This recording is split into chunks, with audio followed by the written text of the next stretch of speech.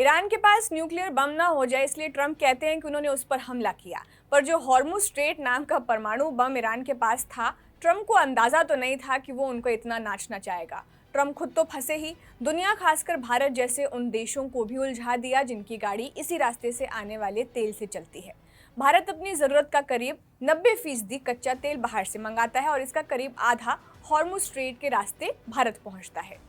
Iran ने इसी पर ताला लगा रखा है, कहता है कि चाबी हमने समुद्र में डाल दी है, मतलब बारूदी सुरंगें बिछा दी हैं। तभी खोलने देंगे जब ईरान की बात मानी जाए। पर ऐसा लगता है कि भारत ने अब इसका एक तोड़ खोज लिया है। पिक्चर में एंट्री हुई है ओमान की। भारत और ओमान के बीच कॉम्प्रिहेंसिव इकोनॉमिक पार्टनरशिप एग्रीमेंट यानी CEPA पर रजामंदी बन गई है। ओमान की कहानी दिलचस्प है। यूएई, कतर, कुवैत और कई दूसरे देशों का जो बड़ा समुद्री कारोबार है वो हॉर्मुज स्ट्रेट पर निर्भर करता है, लेकिन ओमान के जो कई प्रमुख बंदरगाह हैं वो अरब सागर और ओमान की खाड़ी के किनारे स्थित है, यानी वहां तक पहुंचने के लिए हर हाल में हॉर्मुज से गुजरना जरूरी नहीं है। यही वजह है कि जब पूरी दुनिया हॉर्मुज संकट को लेकर चिंतित है, तब ओमान की अहमियत अचानक बढ़ गई है। भारत और ओमान के बीच जो समझौता लागू हुआ है, इसके तहत ओमान ने भारतीय उत्पादों के लिए अपने 98% से ज्यादा टैरिफ लाइनों पर ड्यूटी फ्री पहुंच देने का फैसला किया है। आसान शब्दों में कहें तो भारत से ओमान जाने वाले जो ज्यादातर सामान हैं, अब या तो बहुत कम टैक्स लगेगा या बिल्कुल नहीं लगेगा। इससे भारतीय कंपनियों के लिए ओमान के बाजार में कारोबार करना काफी आसान हो जाएगा। इसका सबसे बड़ा फायदा उन सेक्टर्स को मिलने वाला है जो लंबे समय से खाड़ी के बाजार में अपनी हिस्सेदारी बढ़ाना चाहते हैं। इंजीनियरिंग सामान, दवाइयाँ, कृषि उत्पाद, प्रोसेस्ड फूड, समुद्री उत्पाद, टेक्सटाइल, केमिकल्स, इलेक्ट्रॉनिक्स, प्लास्टिक और जेम्स एंड ज्वेलरी के जैसे क्षेत्र हैं, उनके लिए ये समझौता नया अवसर लेकर आया है। पहले जहां कुछ उत्पादों पर शुल्क की वजह से भारतीय कंपनियों को कीमत के मोर्चे पर मुश्किल होती थी, अब वही उत्पाद ज्यादा प्रतिस्पर्धी बन सकेंगे। अगर खाने पीने की चीजों की अगर हम बात करें तो फायदा और साफ दिखाई देता है। भारतीय शहद, काजू, बोनलेस मीट, बेकरी उत्पाद, चॉकलेट, मिठाइयाँ, मिनरल वाटर, चीज, दही, दूध, क्रीम, मक्खन और जो फ्रोजन मछली हैं जैसे उत्पादों को अब ओमान में ड्यूटी फ्री पहुंच मिलेगी। इसका मतलब है कि भारतीय कंपनियां इन उत्पादों को कम लागत पर वहां बेच सकेंगी।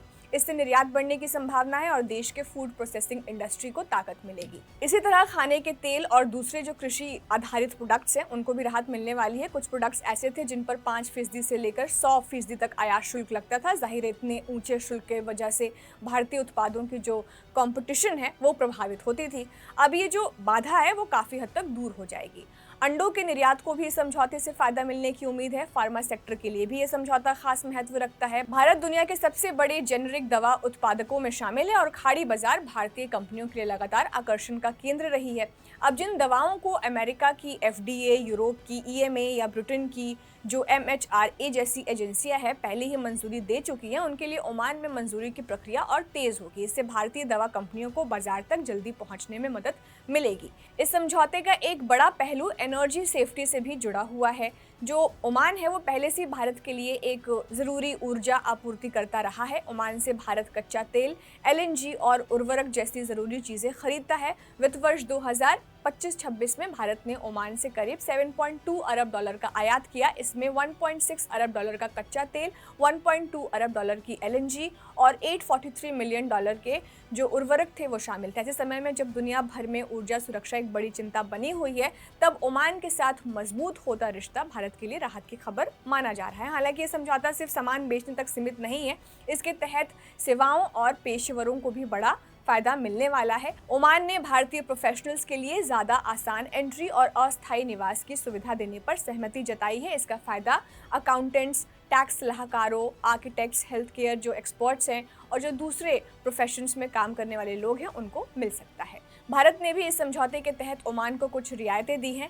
हर साल तय मात्रा में ओमानी खजूर को भारत में ड्यूटी फ्री एंट्री मिलेगी। इसके अलावा गम अरेबिक, लोबान, पेट्रोकेमिकल जो प्रोडक्ट्स हैं और मार्बल ब्लॉक्स जैसे जो प्रोडक्ट्स हैं उनको भी रियायतें दी गई हैं। यानी दोनों देशों ने एक दूसरे को फायदा पहुंचाने वाला बताया है। इस तरह भारत ने पश्चिम एशिया में बढ़ती जो अनसर्टेनिटी है उसके बीच अपने लिए एक नया रणनीतिक दरवाजा खोल लिया है।